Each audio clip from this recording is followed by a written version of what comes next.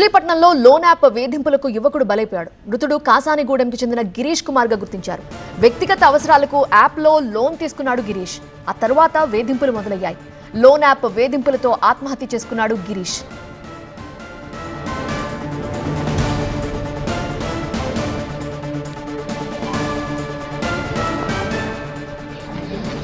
మచిలీపట్నంలో loan app వేధింపులకు యువకుడు బలైపోయాడు. మృతుడు కాసానిగూడెంకు చెందిన గిరీష్ కుమార్ గా గుర్తించారు. వ్యక్తిగత అవసరాలకు యాప్ లో లోన్ తీసుకున్నాడు గిరీష్. ఆ తర్వాత వేధింపులు మొదలయ్యాయి.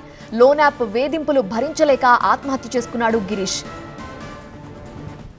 మరి వెంటనే గవర్నమెంట్ ప్రైవేట్గా యాప్ ద్వారా లోన్లు ఇచ్చేయని రద్దు చేయాలని, వాళ్ళు ఓపుకున్నప్పుడు కట్టేట్టుగా కట్టించుకోవాలని, మరి మా వాడు మరి పెళ్ళవల 27 ఏళ్ళ కుర్రాడు మరి ఆవేశంగా మరి బూతులు తిట్టించుకోలేక, ఎవరికి చెప్పుకోలేక, మరి మనోదయాన్ని కోల్పోయి ఇలా అకాల మరణం చెందాడు.